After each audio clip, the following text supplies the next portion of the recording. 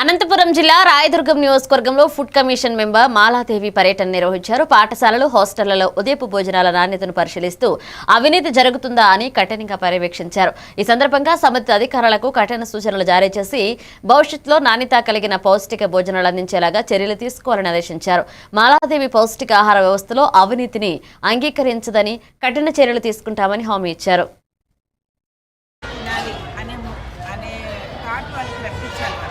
Council పెట్టేంత కష్టం మీ అమ్మకి పెట్టకుండా చక్కగా వచ్చేసి ఇక్కడ తినండి.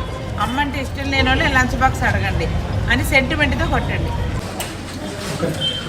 శారీలో చిన్నగా పెడితే బిల్లు పడుతుంది ఆయనకి, ఆయన బిల్లు వేసుకుంటాడు. ఆయన ఎంతకన్నా కొన్నవాడు.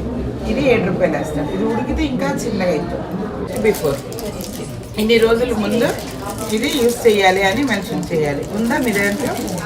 నాకు ఫస్ట్ స్టాండర్డ్, సెకండ్ స్టాండర్డ్ తెచ్చుకుంటారా? అందరూ తెచ్చుకుంటారా? పేరు గంజిమాలదేవి.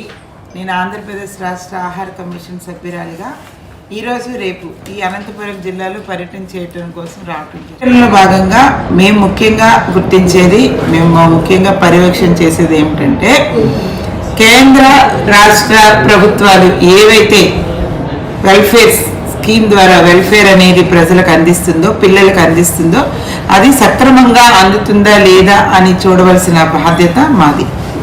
ఆ క్వాంటిటీని, ఆ క్వాలిటీని వాళ్ళు మెయింటైన్ చేస్తున్నారా లేదా, ఎక్కడైనా మిస్యూజెస్ అవుతున్నాయా, ప్రాపర్గా పిల్లలకి అందవలసింది అందుతుందా, పీడిఎస్ రైస్ రూపంలో ఇళ్ళకి ఇవ్వవలసినవి కరెక్ట్గా అందుతున్నాయా లేదా అని చెక్ చేసుకోవాల్సిన బాధ్యత మాది. చాలా జాగ్రత్తగా, ఎందుకంటే ప్రభుత్వం ఎంతో ఖర్చు పెట్టి, కేంద్ర రాష్ట్ర ప్రభుత్వాలు ఎంతో ఖర్చు పెట్టి వెల్ఫేర్ని ప్రజలకు అందిస్తుంది. దీంట్లో ఎలాంటి లోపాలు జరిగినా కూడా మేము ఉపేక్షించేది లేదు. స్కూల్స్లో పెట్టే మిడ్ డే మీల్ కూడా చక్కగా పిల్లలందరూ కూడా తినాలి. ఎవరు లంచ్ బాక్స్ ఇంటి నుంచి తెచ్చుకోకూడదు. అది మా ముఖ్య ఉద్దేశం ఉన్నాం. కాబట్టి ఈ 2 రోజులు కూడా ఈ పర్యటనలో భాగంగా మాతో సహకరిస్తున్న మా 5 లైన్ డిపార్ట్మెంట్స్ వాళ్ళందరికీ, అలాగే లోకల్ లీడర్స్కి, లోకల్ డిపార్ట్మెంట్ వాళ్ళందరికీ, అలాగే ప్రింట్ అండ్ ఎలక్ట్రానిక్ మీడియా వాళ్ళందరికీ కూడా నా పేరు